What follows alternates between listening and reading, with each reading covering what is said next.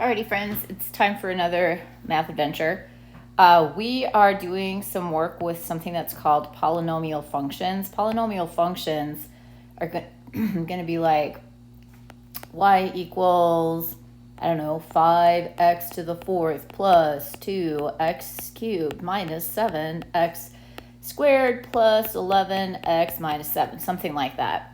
Notice that the powers go in decreasing order. You don't have to have every power. For example, I could have just had 5x to the fourth minus 3x squared plus 1, but they still go in decreasing order. That's what we call standard form, putting them in the proper form. So there's some terminology around that we want to know. This is going to turn out to be super important. Whatever that highest power is, once we have it in order and we look through there, that is going to be called the degree. So like the one that I wrote is a fourth degree polynomial, and that's going to start to tell us some stuff. So there's some terminology. A constant, the highest power is actually 0. So you would have like x to the 0 power, which is just going to be a 1. So it's basically telling you that there is no x, so it's constant. So an example would be something like y equals 4. It's always the same. Then a linear function is going to have a highest power of 1. So these are degree 0, these are degree 1. So you would have something like y equals 3x, and then you can still have a constant at the end. You would recognize that as mx plus b. That makes a line. That's why it's called linear. Quadratics, we just got done studying in chapter 4. That's where you have an x squared in the problem. So these have no x. These have a plain x. These have an x squared as the highest power. So your degree is going to be 2. And so you would have like y equals 5x squared, and then it can have an x term or not, and it can have a constant or not. But the thing that makes it quadratic is having that highest power or second degree. Cubic, you will be shocked to find, is an x cubed.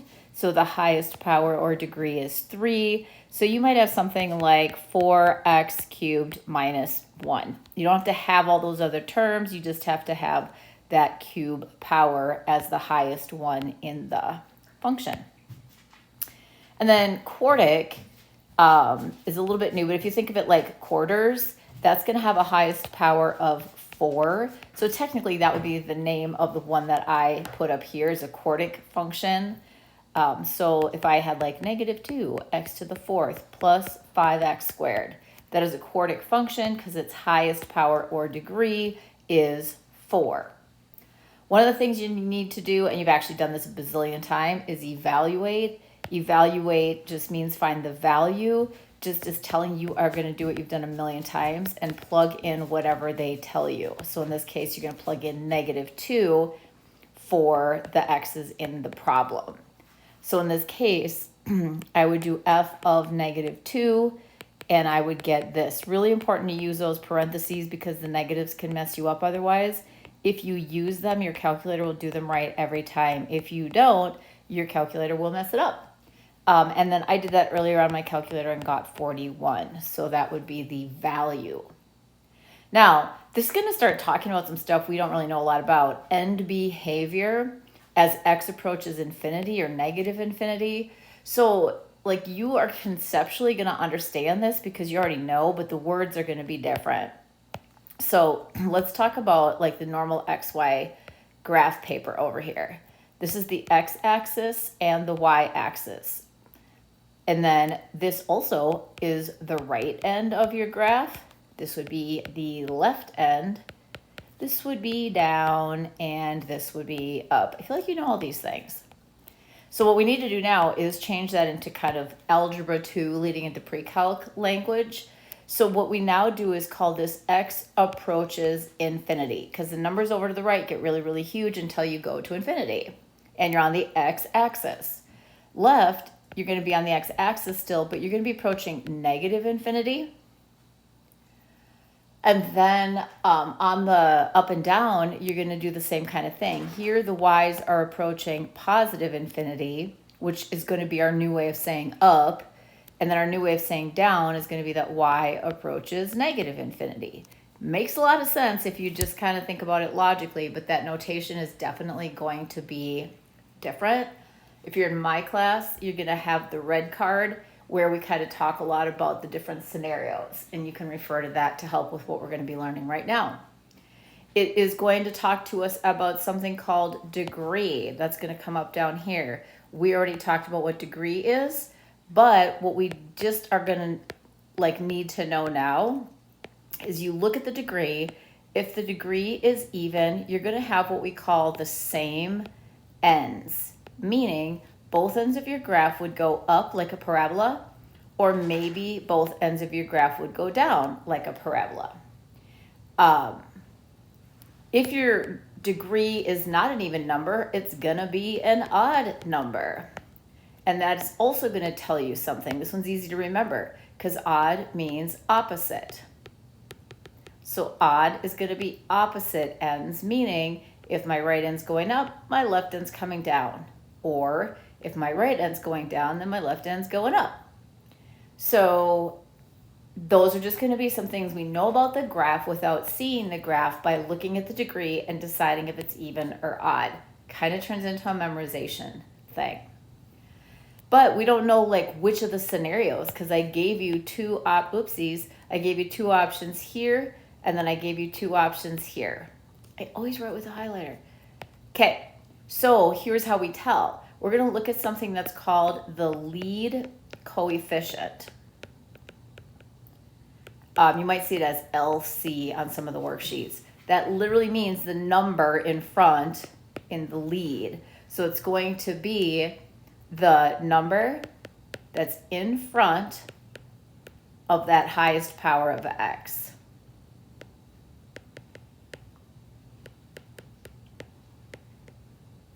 And that is going to tell you something. So you're going to look at the leading coefficient. If it is positive, it's going to tell you the right end is going up. It only tells you stuff about the right end. If it's negative, leading coefficient, the right end is going to go down. So I need to kind of memorize that. And then I can put that information together with this and build the scenario that's taking place in each particular problem. That's where that red card comes in if you are in my class and have that to look at. So keep that information handy, and let's go ahead and try this example over here. It's asking for the degree. I'm looking at this term. The degree is the highest power, so 4. Think, 4 is even. So if I look over at what I wrote here, when 4 is even, it's telling me that I'm going to have the same ends. They're both going to go up or down. I don't know which yet. Then it asks me about the leading coefficient. So to find the leading coefficient, I look right here at the number in front of the highest power of x. So it's a 2. And I don't really care that it's a 2. I only care that it's positive, because that's going to tell me that my right end is going up. So if I use these two pieces of information, I know the right end's going up because my lead coefficient was a positive number. And then here, it tells me they're going to do the same thing, so the left end must be going up also. So a sketch is hard for you to do because we just kind of learning this, but these can be a little bit curvy and not just one down and up like we had with parabolas. But in this particular problem, because of the degree being even, lead coefficient being positive, both ends go up. So this notation makes a lot of sense to me. This notation is new, but it's kind of leading us towards more like college math. And so we want to be starting to think about it like that. Use the diagram that I drew up here in this corner. Or if you have a red chart, use that to think, okay, what does it mean right here when it is saying that x is approaching negative 11? According to my chart, that's asking about the left end. Well, right here, the left end is going up, but I don't want to write it as an arrow. I'm going to write y approaches positive infinity because that is what up is according to my chart. Then this thing, x approaching positive infinity, is over here. So that's my right end. Now it's asking, what's your right end doing? Well, according to what we figured out here, the right end is also going up, so approaching positive rather than negative infinity. Let's try again. So in this particular one, everything's in order. This is my degree. My degree is an odd number, so I'm going to have opposite ends. One's going to go up, one's going to go down, but I don't know which. I need the leading coefficient to tell me what the right end is going to do. Well, my leading coefficient is the number in front, and all I see is that negative sign, so my leading coefficient is a -1. I don't care that it's 1, I do care that it's negative, because negative tells me from right here, down in the bottom right corner here, that my right end's going down. So the right end is the only thing I know about directly, but then I can peek up here and say, oh, the left end's doing the opposite, so the left end must be going up. So in terms of a sketch, the left end of my graph is going up and then the right end is going down. So that's just a guess. Okay, so if my right end's going down and my left end is going up, look at this and decide if that's asking about the left or the right. For x to be approaching negative infinity on the number line, you'd be going to the left, which is supposed to go up. Going up is towards positive infinity. Here, as x goes to positive infinity, if you're heading to infinity, you're going right on the number line. And according to what we saw here, our right end is going to go down. So I would say I'm going towards negative infinity because I'm heading down instead of up for the y. So it's telling you as the x goes to the right or left, is the y going up or down? So this is the right or left. And then this is asking, is it going up? Use positive infinity. Or is the graph going down on that end? Then use negative infinity. So we're learning to analyze graphs is what it's called. And we're going to analyze the graphs based on those degrees, leading coefficients, and so on.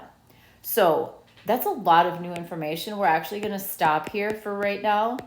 And we're going to end that as our 5.2 day 1 notes. Thanks, guys. Bye.